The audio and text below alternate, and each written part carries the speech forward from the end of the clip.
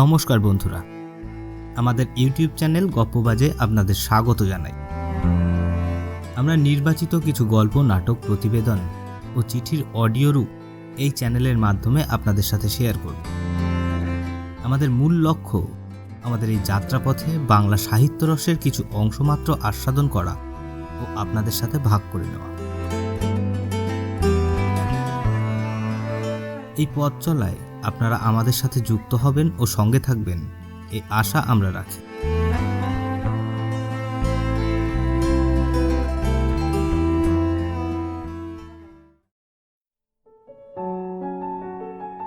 আমাদের প্রথম নিবেদন কথা সাহিত্যিক বিভূতিভূষণ বন্দ্যোপাধ্যায়ের লেখা গঙ্গাধরের বিপদ।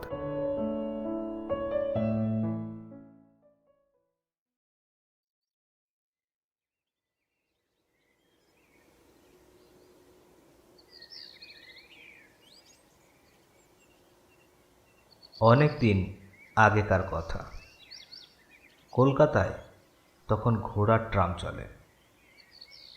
সে সময় মশলা পোস্তায় গঙ্গাধর কুণ্ডুর ছোটোখাটো একখানা মশলার দোকান। গঙ্গাধরের দেশ হুগলি জেলা, চাপাডাঙ্গার কাছে। অনেক দিনের দোকান। যে সময়ের কথা বলছি, গঙ্গাধরের বয়স তখন 50-এর ওপর। কিন্তু শরীরটা তার ভালো যাচ্ছিল না।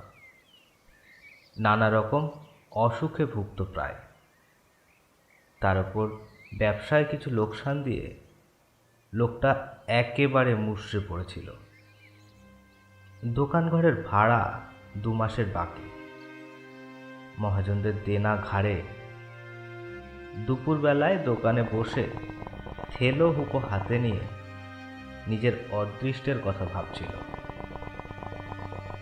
আজ আবার সন্ধ্যের সময় গোমস্তা ভাড়া নিতে আসবে বলে শাসিয়ে গিয়েছে। কি বলা যায় তাকে? এক পুরনো পরিচিত মহাজনের কথা তার মনে পড়ে গেল। তার নাম খোদাদাদ খা। পেশোয়ারি মুসলমান, মেটে বুরুজে থাকে। আগে গঙ্গাধরের লেনদেন ছিল তার সঙ্গে।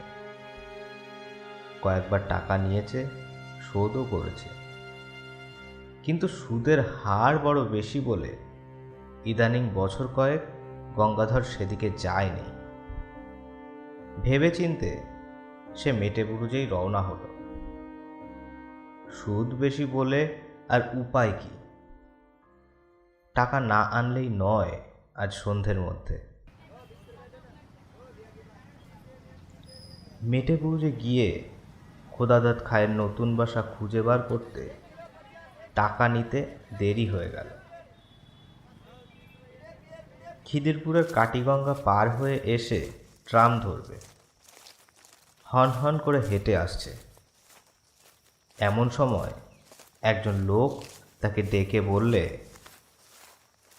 ए साहेब, इधर सुनिए तो जरा। সন্ধে হয়ে গিয়েছে।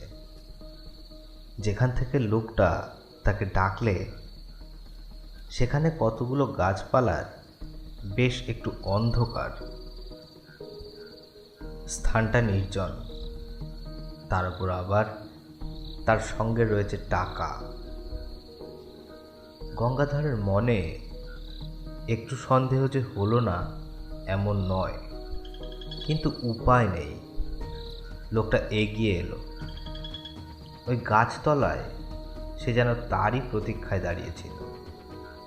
লোকটা খুব লম্বা, মাথায় ঝাঁকড়া ঝাঁকড়া চুল ঘাড়ের উপর পড়ছে। মুখটা ভালো দেখা যাচ্ছে না। পরনে ঢিলে ইজের ও আলখেল্লা।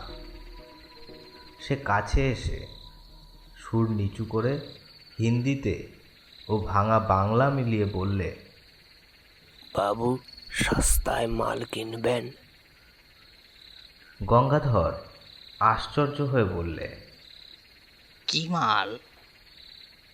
লোকটা চারিদিকে চেয়ে বললে, এখানে কথা হবে না বাবু, পুলিশ ঘুরছে, আমার সঙ্গে আসুন।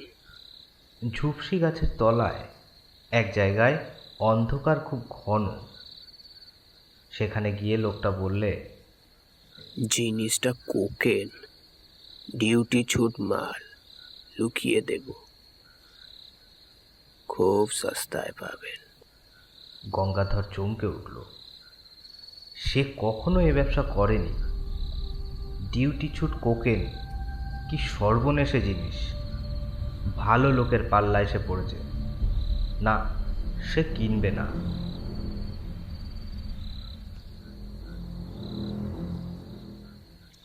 লোকটা সম্ভবত পাঞ্জাবি মুসলমান, বাংলা বলতে পারে, তবে বেশ একটু বাঁকা। অনুনয়ের সুরে বললে, আপনি নিন বাবু, আপনার ভালো হবে।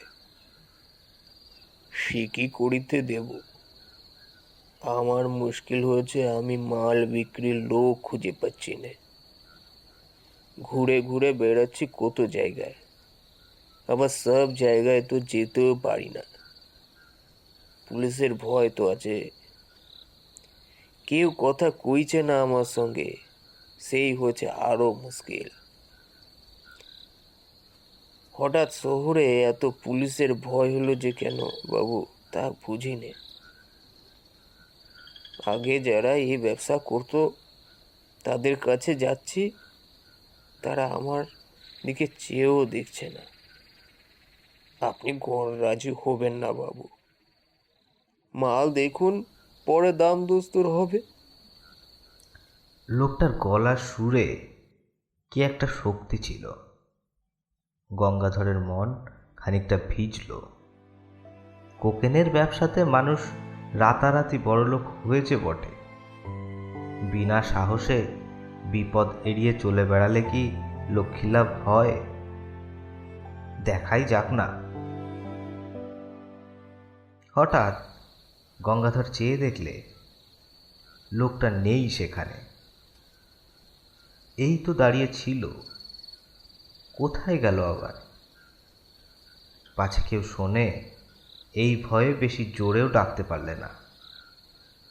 চাপা গলায় বাঙালি হিন্দিতে ডাকলে, কোথা গিয়া ও খা সাহেব? এদিক ওদিক চাওয়ার পর সামনে চাইতেই দীর্ঘাকৃতি আলখাল্লাধারী খা সাহেবকে দাঁড়িয়ে থাকতে দেখা গেল। গঙ্গাধর বললে,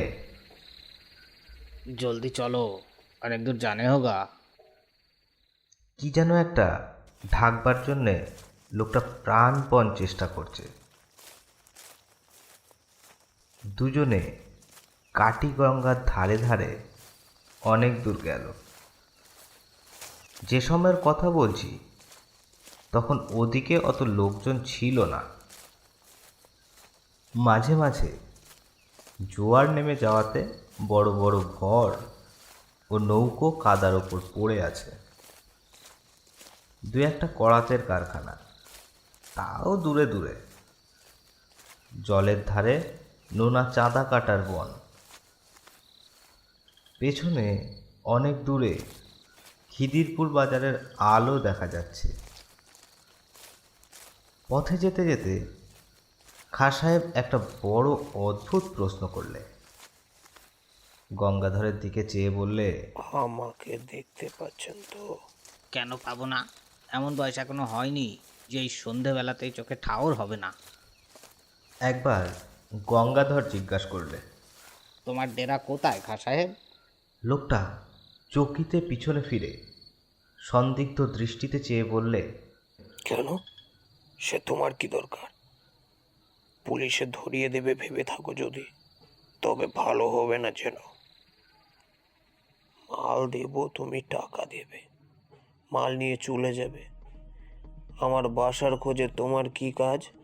লোকটার চোখের চাউনি বড় অদ্ভুত। গঙ্গাধর অস্বস্তি বোধ করল। খুব ভালো দেখা যায় না, কিন্তু ওর দুই চোখে যেন ইস্পাতের ছুরি ঝলসে উঠল। না, তার সঙ্গে টাকা রয়েছে। এই অবস্থায় একজন সম্পূর্ণ অপরিচিত অজ্ঞাত কুলশীল লোকের সঙ্গে একা এই সন্ধেবেলাতে এত দূর সে এসে পড়েছে। লোভে মানুষের জ্ঞান থাকে না, তার ভেবে দেখা উচিত ছিল। কিন্তু যখন এসেইছে তখন আর চারা নেই। বিশেষত সে যে ভয় পেয়েছে এটা না দেখানোই ভালো। দেখালে বিপদের সম্ভাবনা বাড়বে বই কমবে না। ছুরি বার করে বসলে তখন আর উপায় থাকবে না। অনেক দূর গিয়ে মাঠের মধ্যে একটা গুদাম ঘর, একটা গাছের গুঁড়ি পড়ে আছে।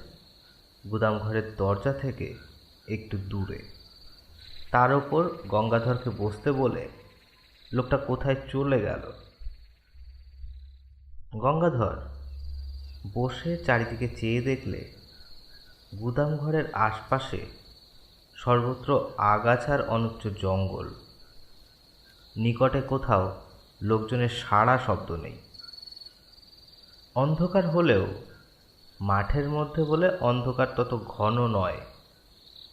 সেই পাতলা অন্ধকারে চেয়ে দেখে গঙ্গাধরের মনে হলো গুদাম ঘরটা পুরনো এবং যেন অনেক কাল অব্যবহার্য হয়ে পড়ে আছে।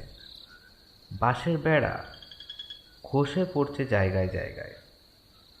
চালের খোলা উড়ে গিয়েছে মাঝে মাঝে। সামনের দৌড়টা উই ধরা, ভেঙে পড়তে চাইছে যেন। গঙ্গাধরের কেমন একটা ভয় হলো।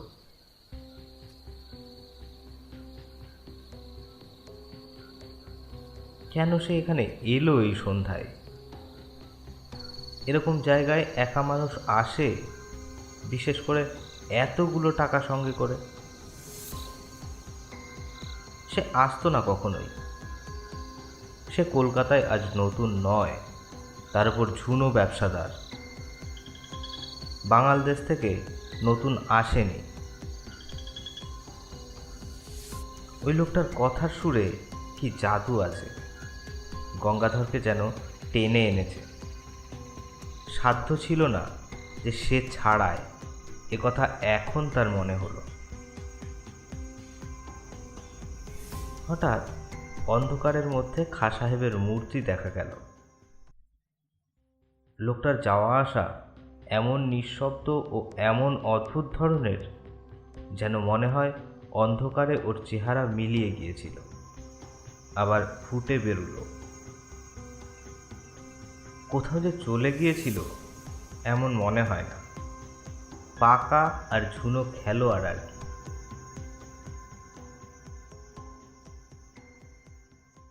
খাঁ সাহেব দোর খুলে গুদাম ঘরে ঢুকলে।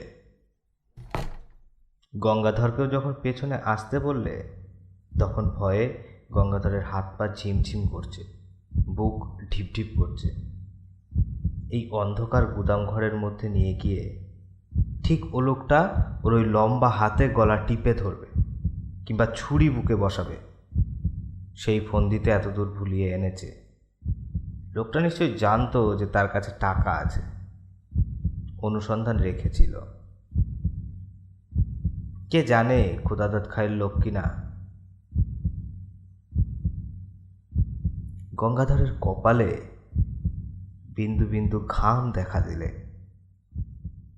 একবার সে ভাবলে দৌড়ে পালাবে, কিন্তু সে বুড়ো মানুষ।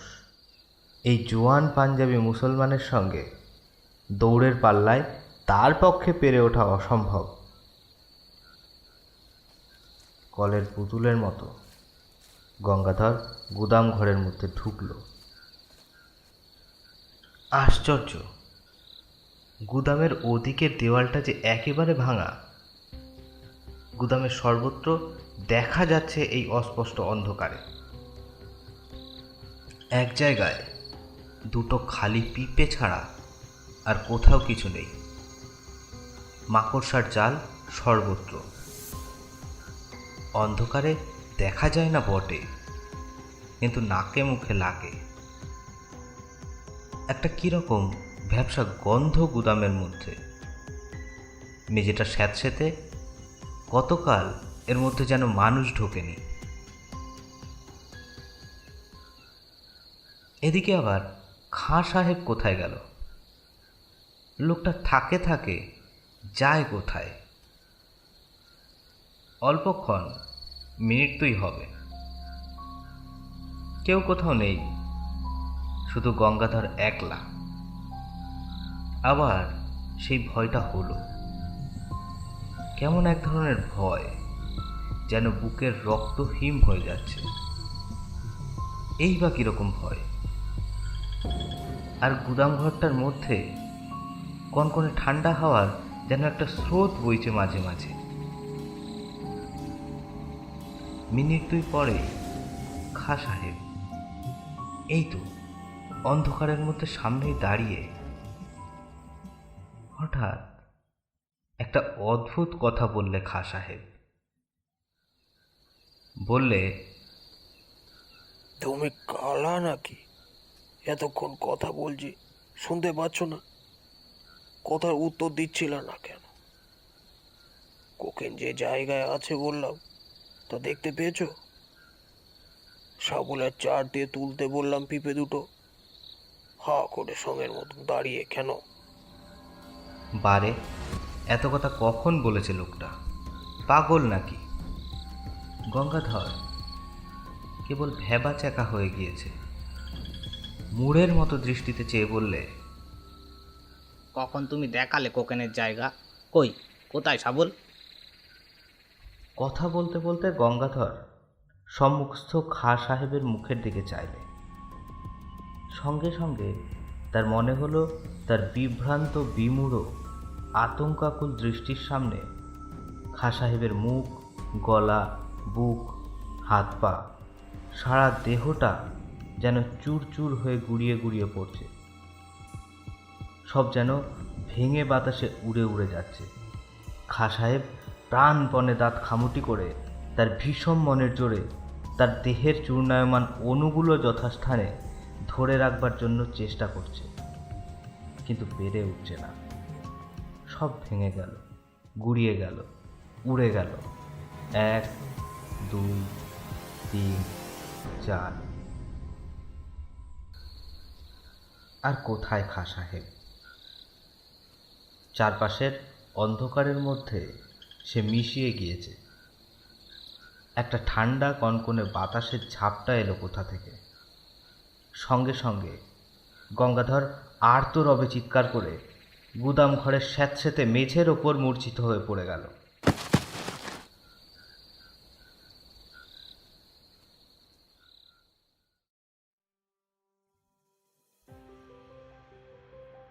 একটা দেশি ভর কাছে কোথায় বাঁধা ছিল। তার মাঝিরা এসে গঙ্গাধরকে অচেতন অবস্থায় তাদের ভরে নিয়ে যায়। তারাই তাকে দোকানে পৌঁছে দেয়। গঙ্গাধরের টাকা ঠিক ছিল, কানাকড়িও খোয়া যায়নি, তবে তার শরীর শুধরে উঠতে সময় নিয়েছিল। অনেকদিন পর্যন্ত অন্ধকারে সে একা কিছুতেই থাকতে পারত না। মাস দুই পরে মেটে বুরুজে খোদাদাদ খাঁয়ের কাছে টাকা শোধ দিতে গিয়ে গঙ্গাধর টাকা নিয়ে যাবার দিন কি ঘটেছিল সেটা বললে। খোদাদাদ খাঁ গল্প শুনে গম্ভীর হয়ে গেল। খানিকক্ষণ চুপ করে থেকে বললে, সাউরি, ও হলো আমির খাঁ। চোরাই কোকেনের খুব বড় ব্যবসাদার ছিল। আজ বছর 15 আগেকার কথা। রমজান মাসে বেশ কিছু মাল হাতে পায়। তক্তাঘাটের কাছে একখানা জাহাজ ভিড়েছিল, সেখান থেকে রাতারাতি সরিয়ে ফেলে। জাহাজের লোকের সঙ্গে শর ছিল, কোথায় সে মাল রাখতো কেউ জানে না। সেই মাসের মাঝামাঝি সে খুন হয়। কে বা কেন খুন করলে জানা যায়নি, কেউ ধরাও পড়েনি। তবে দলের লোকই তাকে খুন করেছিল এটা বোঝা কঠিন নয়। এই পর্যন্ত আমির খাঁর ঘটনা আমি জানি। আমার মনে হয় খাস সেই থেকে ঘুরে বেড়াচ্ছে তার মাল বিক্রি করার জন্যে। ওর পুরনো কোকেনের বাক্স হয়েছে দোজখের বোঝা। তা বাবু, সে গুদাম ঘরটা কোথায় তুমি দেখাতে পারবে? গঙ্গাধর অন্ধকারে কোথা দিয়ে সেখানে গিয়েছিল তা তার মনে নেই। মনে থাকলেও সে যেত না। পথে আস্তে আস্তে গঙ্গাধরের মনে পড়ল পুরনো ভাঙা গুদামঘরটায় অস্পষ্ট অন্ধকারের মধ্যে আমির খাঁয়ের মুখের সেই হতাশ ও অমানসিক চেষ্টা করেও হেরে যাবার দৃষ্টিটা। হতভাগ্য এতদিনেও কি বোঝেনি সে মারা গিয়েছে? কে উত্তর দেবে? ভগবান তার আত্মাকে শান্তি দিন।